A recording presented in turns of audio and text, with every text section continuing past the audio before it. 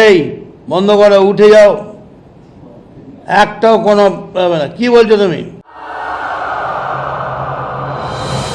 বায়ু, আলো, হাওয়া সব নিয়ে যত গান, পাখি, ফুল, সব থেকে বেশি গান হয়েছে মন নিয়ে।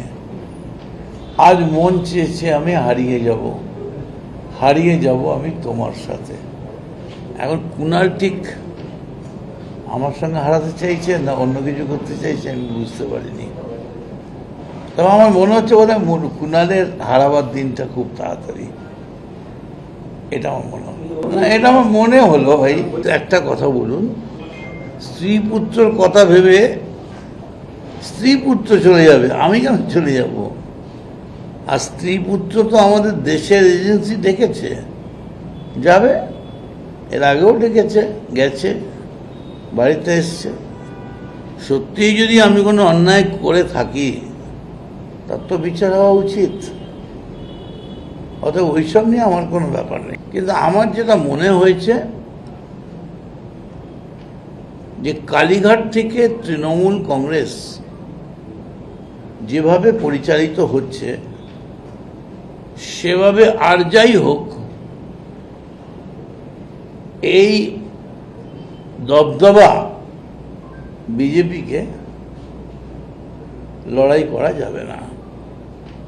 এর জন্য আরো দাবাং তৃণমূল চাই। এবং আমার মনে হয়েছে যে কালীঘাট তৃণমূলের এখনো অবধি সেই স্ট্যাটাস, সেই ট্র্যাডিশন এখনো চলছে, পাল্টানো উচিত। কেউই জানে না, মানে আমি এখন গ্যারেন্টি দিয়ে বলতে পারি কালীঘাটে আজকে সন্ধ্যাবেলা কোন স্টুডিওয়ে কে বসবে 6টার শো হলে 6:45 অবধি জানে না। তারপর বলে ওর ছুরি তোর বিয়ে, চলে যা। তো এই ধরনের তো পার্টি হয় না, পার্টি ইজ এ সিস্টেম। দেখুন 21শে জুলাইয়ের আগে গান্ধী মূর্তিতেই আসল 21শে জুলাই, কারণ গান্ধী মূর্তিতেই গুলি চলেছিল। মমতা বন্দ্যোপাধ্যায় সব থেকে ভালো জানেন, এবং সেই গান্ধী মূর্তিতেই আমি ছিলাম। ফলে সত্যিকারের প্রকৃত 21শে জুলাই যদি কোথাও হয়ে থাকে বা হওয়ার থাকে সেটা হচ্ছে গান্ধী মূর্তি। এবং আমি মদন মিত্র আনন্দক্রমে এক্ষুনি শোভনদার সঙ্গে দেখা হলো, শোভনদাও যাচ্ছিলেন, একটা ছোট্ট হাতির ওপরে আমি আর শোভনদা ছিলাম, কেটে দেওয়া হয়েছিল। এবং সেখানে মমতা ব্যানার্জি পৌঁছবার পরে তারপর যেই উনি এর দিকে যেতে গেলেন আপনার জিপিওর দিকে, তারপরেই গুলি চলল। ফলে সমস্ত তৃণমূল কংগ্রেস কর্মীদের 1 পয়েন্ট টার্গেট হবে সেদিন গান্ধী মূর্তিতে পৌঁছানো। কারণ শহীদদের জন্যে প্রার্থনা করার সবথেকে বড় জায়গা, গান্ধীর থেকে বড় জায়গার কি হতে পারে? সবথেকে বড় শহীদের পায়ের তলায় বসে শহীদদের জন্যে আমরা প্রার্থনা করব। তবে দিদি যেটা বলছেন আমি শুনলাম আপনার থেকে, যে নতুন রুট বার করবেন। এখন নতুন রুট তো আমি দেখছি যে ওদের মধ্যে বেশ কয়েকজন তাদের কারোর বাড়ির তলা দিয়ে, জলের তলা দিয়ে, সুড়ঙ্গের পথ দিয়ে নতুন নতুন রুট বেরোচ্ছে। এরকম কোনো যদি রুট বেরোয় তাহলে ভালোই হবে, রাস্তায় জ্যাম কম হবে। না, আমরা কিন্তু কেউ ঠিক কালীঘাট তৃণমূল থাকলো কি উঠে গেল এর ওপর চলছে না। আমরা যেটা মনে করছি যে পথটা আমাদের সঠিক পথের সন্ধান দেবে। পথিক তুমি কি পথ হারিয়েছো, এসো আমার সঙ্গে, আমি তোমায় পথের সন্ধান দিচ্ছি। আমার মনে হয় পথই আমাদের পথ চেনাবে, এবং এই নতুন পথের মাধ্যমেই আমরা পশ্চিমবঙ্গ ভারতবর্ষের সবথেকে আগ্রাসী, বিভৎস, স্বৈরাচারী দল বিজেপিকে আঘাত করতে পারব। আর ভারতবর্ষের কনস্টিটিউশনে কি আছে সেটা যারা কনস্টিটিউশন বিশেষজ্ঞ তারা বলতে পারে। আমি শুধু এইটুকুনি বলতে পারি, 21শে জুলাই আমি মদন মিত্র সারা পশ্চিমবঙ্গের সমস্ত তৃণমূল কর্মীদের বলছি, ওইখানেই মৃত্যুলীলা হয়েছিল, গান্ধী মূর্তির পায়ের তলায়। সেইখানে আসার জন্যে আমি সকলকে, সমস্ত শহীদ স্মরণে আপন মরণে রক্ত ঋণ শোধ করো, 11:30 নয়, আমি সকাল 10টা থেকে থাকবো, আপনারা আসবেন।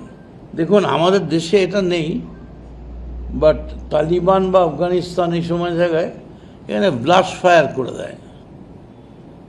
এগুলো ব্লাস্ট ফায়ারের করা উচিত। এর থেকে আমি দেখে এসেছি বেরোবার সময়, এর থেকে মর্মান্তিক আর কিছু হতে পারে না। একটু সাবধান থাকলে, রেলে তো এখন মোটা ভালো মাইনে, সেই সময়টায় একটু আধটু অধিকাধিক না বেরিয়ে প্যাসেঞ্জারদের দিকে তাকালে ভালো হতো। এইটাকে নিন্দা করার কোনো ভাষা নেই, চরম নিন্দনীয়। হাওয়েভার, দেখা হচ্ছে 21শে জুলাই। দেখুন, কেউ যদি ফ্যান হয়, আমি কি করে আটকাবো? আমি যেমন পান্তা ভাতের ফ্যান, লাল বাবা রাইসের ফ্যান, তেমনি রচনাও কাউর ফ্যান হতে পারে, আমি কাউর টিউবলাইট হতে পারি, এরকম এসে যায় না। আর শুভেন্দুর মধ্যে তো নেতৃত্ব দেওয়ার মতো যোগ্যতা রয়েছে, শুভেন্দু ফ্যান হওয়ার মতো তো যোগ্যতা রয়েছে। এই মুহূর্তে পশ্চিমবঙ্গে যত যুবক রাজনীতি করছে, তার মধ্যে অন্যতম সর্বশ্রেষ্ঠ যুবকের গরিমা যদি কাউর গায়ে লাগে, মাথায় লাগে, তার নাম, অন্যতম নাম নিঃসন্দেহে শুভেন্দু অধিকারী। ভালো আওয়াজ উঠলো, ভালো সুর হলো, সুন্দর গান হলো। সেই দিন কাকিমা আমরাই ছিলাম সেই রাতে, কি সুন্দর সুর হলো। নতুন বিধানসভার সদস্য হলো, ভালো তো, সুন্দর, সবসময় সুন্দর। এই মুহূর্তে যা অবস্থা, বলতে খারাপ লাগছে, তারামণ্ডলে উঠলে তাহলে প্রথম ল্যাম্পপোস্টটা যদি 50 মিটার হয়, 51 মিটার হবে না, 50 মিটারই শেষ হয়ে যাবে আওয়াজ। এটা তো আমাদের জাতীয় রং। আমরা তো ছোট থেকে, মানে যবে থেকে জামা কাপড় পরে, স্কুলে পাঞ্জাবি পায়জামা পরে কলেজ যেতাম, যখন ছাত্র রাজনীতি করতাম, সবসময় এটাই পরতাম। সাদা একটা পাঞ্জাবি পরতে, পাঞ্জাবিটা পরে ভিজে গেল, তখন আমি দেখলাম এটা গায়ে হচ্ছে, পরলাম। তা পরে দেখলাম খুব খারাপ লাগছে না, রংটা খুবই ভালো। না, আমার প্রিয় রং হচ্ছে হলুদ। আপনারা যা খুশি ভাবতে পারেন, তবে এইটুকুন আমি বলতে পারি, আমি এমন রংবাজ, যে কোনো রঙই কাজে লাগে। ধরো আমি কালকে পাইপ খেতে খেতে ঢুকলাম, সেটাও তো দেখা যায়নি, তাই না? নিত্য নূতনের মধ্যে দিয়েই এ খেলা চলবে নিরন্তর।